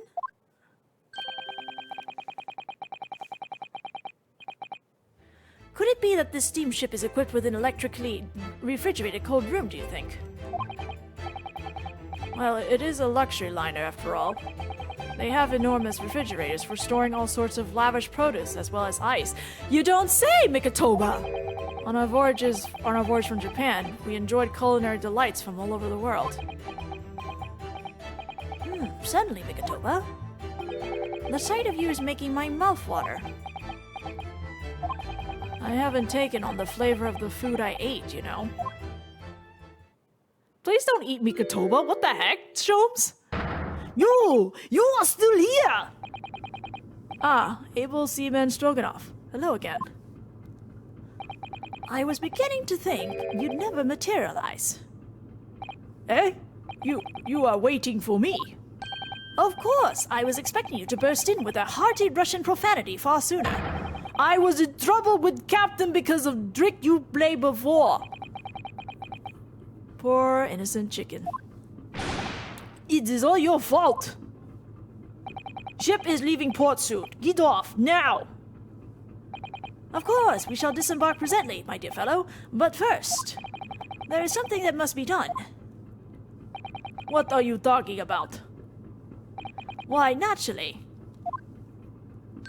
The debunking of your deceit and the bearing of the truth. Kokei? Kakoi? Kakoi? I'm afraid I see through your lies. For one thing, Mr. Jigoku has not yet left this vessel at all. Ah! And for another, my dear Seaman Stroganoff. You know exactly where the man is, even as we speak, don't you? How can you... Good gracious, Holmes, you mean you've worked it out, all of it? It's really been too long, hasn't it, my old friend? 10 years, no less. So, would you care to join me for a dance of my inimitable logic and reasoning? Inimitable. Nothing would please me more. Time for them to dance! What is this? You're about to see a show, that's what. We have but minutes until the vessel puts to sea. No games now. Let's go! The legendary pair is here! Time is of the essence. Mr. Stroganoff, allow me to remind you of your earlier claim. You told us that Jigoku left the ship some 2 hours ago. That is what I said. Sadly, that was a rather clumsy lie. You see, there is something in this room that quite clearly contradicts it. What? Yes, of course. I see you've noted it too, Mikatoba. Then please, do take the lead. What in this cabin shows the impossibility of Jigoku having disembarked 2 hours ago? Let's see what the last 3 years have done to your observational skills then, Mikatoba. It's been 10 years since we last did this, Sholmes, not 3. Why, of course it has, quite. Sholmes, now all the clues are here in this cabin for your eyes to see. But as I always say, you must not merely look, but observe. Observe and the answer becomes clear. So, impress me. I think I can manage that. Take that! Oh my god, you can almost take that! Oh, this is great! Perhaps you should have cleared away that glass. How curious that the ice shouldn't have melted despite it being abandoned 2 hours ago. It would appear that the man was here in this very cabin only 2 moments before our arrival. With this well-chilled glass in hand. Get your mind off the refreshments, Sholmes. One might even conclude that somebody informed him of our boarding. Wouldn't you agree, Mr. Stroganoff? But why would Seshir run from us? That's a really good question, isn't it? Before we consider that question, allow me to confirm one small matter. Should I be correct in saying that these first-class cabins of the SS Cruise are the same ones in which you and Mr. Jigoku were accommodated on your voyage from Japan? That's right, they are. I was in the cabin next door, and Seshir was... Yes. 50 days in this very cabin during our voyage. As I suspected, for you see, there are traces in this cabin of a dark secret that Mr. Jigoku had to hide. What traces? I know nothing about this! This is news to you, is it, Mr. Stroganoff? Sholmes, what exactly are you getting at? As I said, there are traces in this cabin of some nefarious activities. Something that appears out of place, which I'm quite sure won't have escaped your notice. Something out of place in here. That's the key to this, Mikatoba. The remnants of the dark deed that took place in here are being masked by something quite incongruous. I must say, I didn't foresee ever doing this dance of deduction with you again, Mikatoba. These two are so gay. Not quite. No, quite. Life is full of unexpected twists and turns, as we well know. Now then, let's see if I can uncover the truth here. Yes, you have the floor, my dear fellow. Look at these two. They are in sync. Take that! God! His takedown's so good! AK, the narrator. It's the rules of passage in this frame here. They're obviously out of place. The way they're hanging crooked on the wall, as if they were put there in a hurry. Yes, as I'm sure you've already concluded. Okay, I will agree that he is definitely by then. The frame was originally over here, and the shape and size are a perfect match. You are right. When did frame move? Hardly the most observant of crewmen, are you, Mr. Stroganoff? I would think your captain is quite justified in having his reservations about your reliability. Now, if the dubbing is done exactly the way as the Japanese version is, Mikitoba's voice should be the guy who's been narrating all of the beginning intros with Herlock Sholmes and Wilson. Oh dear, that really seemed to touch a nerve. So, Mikitoba, why don't you lift that frame off the wall?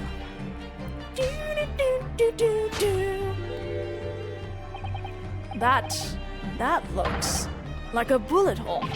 What? Who has been shooting walls? Poor Stroganoff has no idea what's going on. I see the projectile has been removed.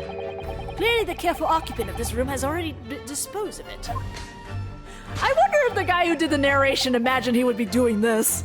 Now then, Mr. Stroganoff. I have the distinct impression that you're attempting to shield said occupant. I don't know what you're talking about. Why would I try to protect Eastern stranger? Ah, so we're talking about the same man, I see. Good. Huh?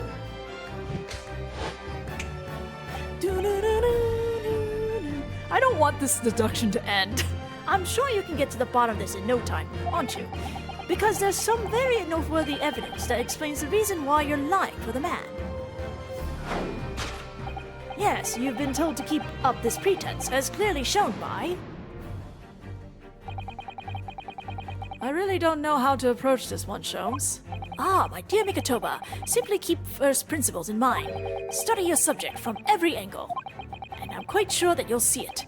In fact, I put a wager on it. So I'm to glare at the fellow from all sides. Well, I can certainly do that. Glare at his butt, Mikitoba.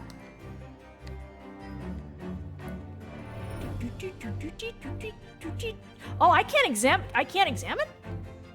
Wow, okay, so this dance of deduction won't allow me to actually examine anything in the middle of it. I know it's probably because we're in a rush, but it's kind of interesting. Take that! Anyway, Money!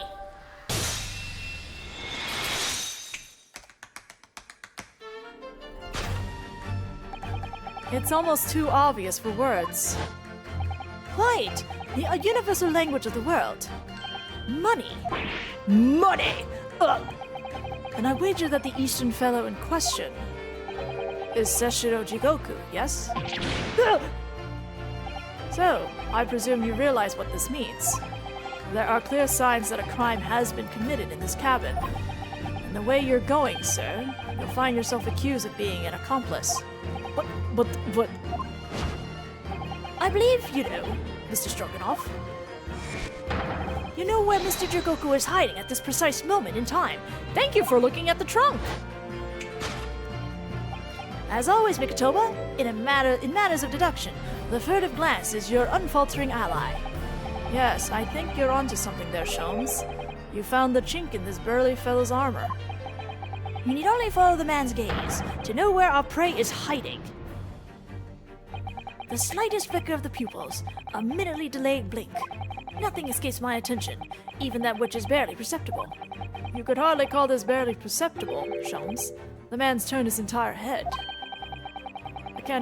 It's not exactly what you describe as a furtive glance, is it? It's almost too obvious. We shall let your tapping shoes decide, my dear fellow. Take that!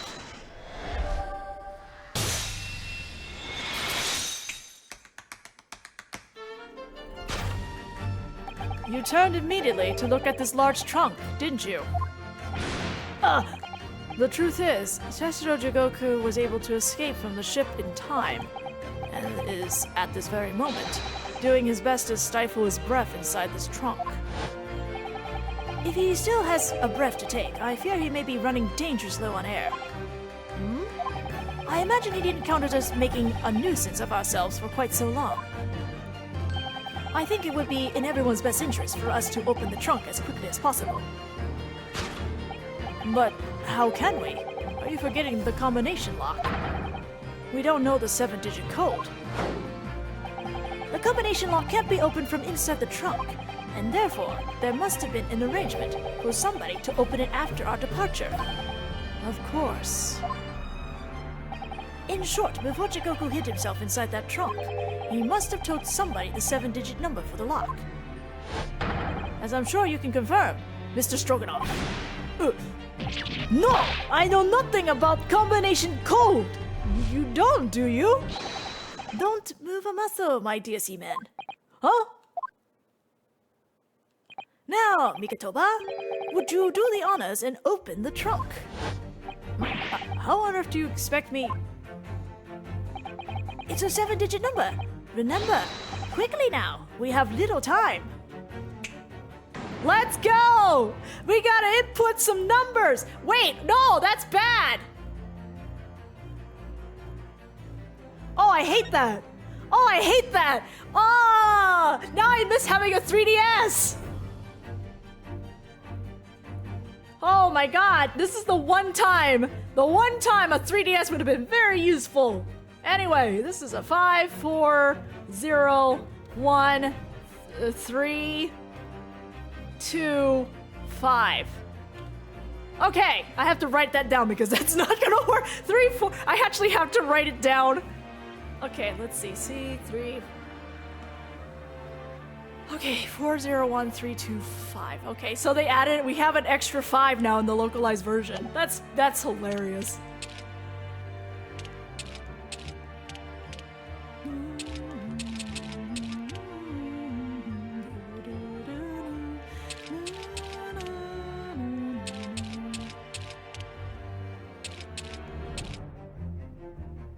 Take that! Ah! I didn't do it? Is it the other way? No, it's refusing to open. Did I screw it up? Oh, I have to flip it? Oh my, why? Tell me, what numbers did you use?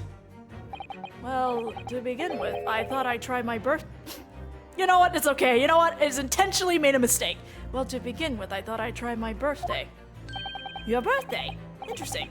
Since as of today, with that absurd guesswork, you're dead to me. Screenshot. As measured as ever in response, Sholmes.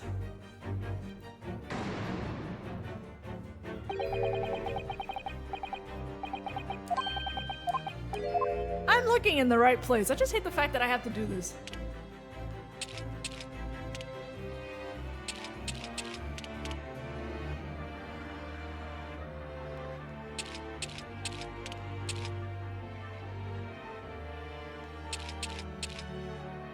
Take that!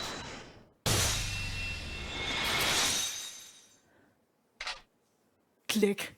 Yeah, I can't get the 2 5s wrong. Now, the question is, how the heck did this tall-ass man fit in this trunk? That did it. It opened. You had to meddle, didn't you? Look at this guy fit in this trunk. Well, Yujin, you found me now. Seshiro.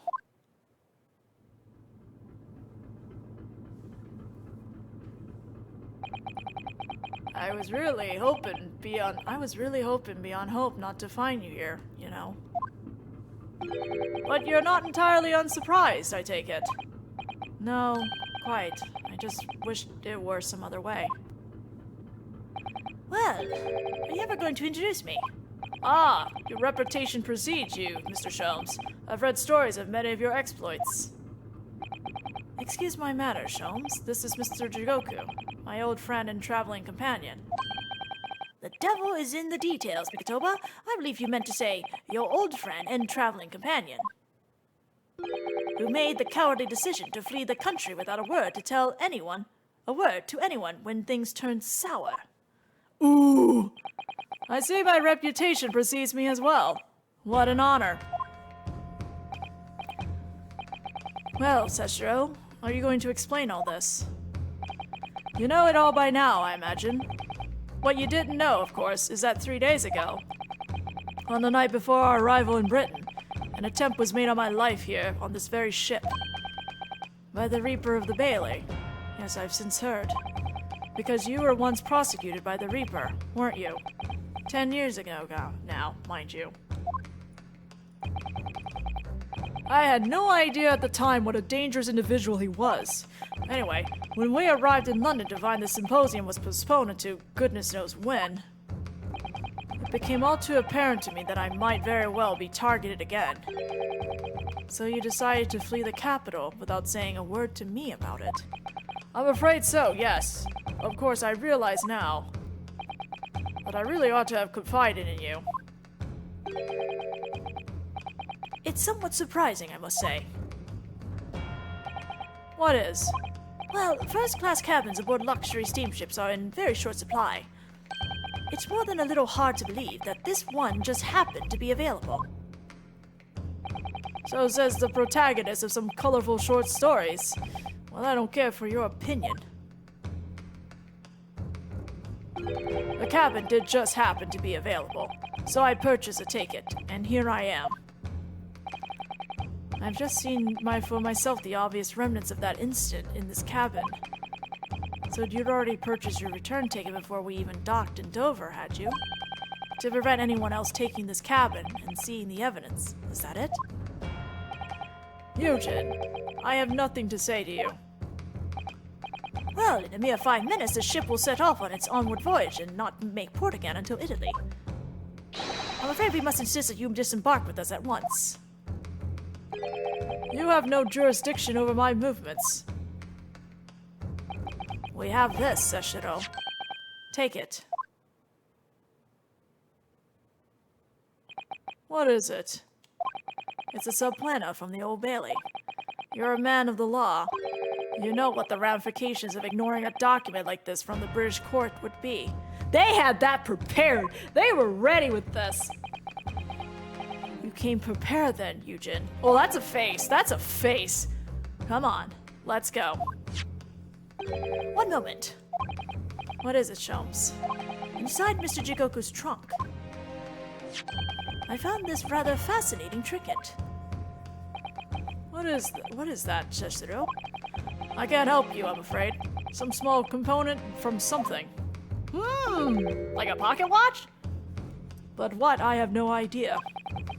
By the look on his face, I think he genuinely doesn't know. Well, let us pocket it as a small souvenir of our brief sojourn in France. Small component, a small machine part that Mr. Sholmes found in Judge Jigoku's cabin on the SS Bruce. Well, young Naruto, I think we've done as much as we can, I'm afraid. The rest will be on the shoulders of you and your assistant. You got this! Thanks, Mikatoba! Thanks, Sholmes! We got this, I think. 3rd November, 12:10 p.m., the Old Bailey courtroom.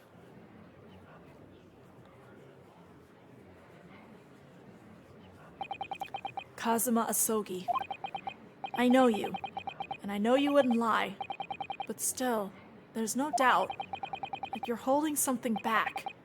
You know more than you're saying. During the past 30 minutes while this court was adjourned, all possible efforts were expanded. But sadly, Mr. Jigoku's whereabouts could not be ascertained. You must accept the unfortunate conclusion that the Reaper has already done the deed.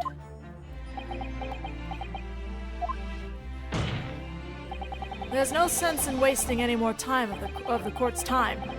The prosecution calls for an immediate verdict. Objection! No, the trial cannot end now. You're a Japanese man, Ryunosuke. You should know when to lay down your sword. Well, that's not the time. And you should know never to presume when the battle is won. Ooh! The court has already been presented with all the evidence and heard all relevant testimony. And there can only be one conclusion. That the accused is guilty. All relevant testimony. Far from it. There's still a crucial witness, from whom the court is yet to hear a single word of testimony. In that case, call your witness to the stand at once, counsel. Yes, my lord. Tomorrow, if possible. The witness is already on his way and is scheduled to arrive tomorrow. Who on earth is this crucial witness? Seshiro Jigoku, the very man allegedly murdered by the Reaper. Judge Jigoku! You found him! Surprise! Ding, ding, ding. But the investigations of every policing resource in the capital suggest that Jigoku is already dead. Where'd you get your facts? How in the name of God did you find the man? He was located in France during the recess, at the port of Dunkirk. Thanks to one of Mr. Herlock Sholmes' famous deductions. Herlock Sholmes. Inspector Gregson almost certainly met with Mr. Jigoku on the night of his death, because along with Prosecutor Asogi, Gregson was on a mission to assassinate the man. Which means that Seshiro Jigoku is the sole witness who can clarify exactly what happened aboard the SS Grus on the 31st of October. I'm drinking water.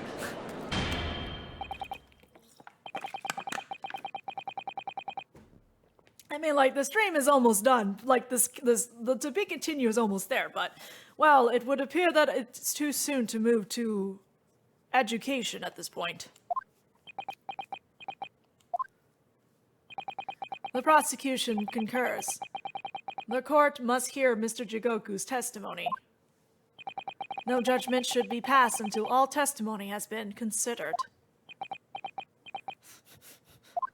You know, I would like you to testify more about what you were doing on the ship, Asogi. In that case, I hereby call the end of today's proceedings. Court will reconvene at the same hour tomorrow. No objections from either side. No, my lord. No objections, my lord. We live to fight another day. By the skin of our teeth.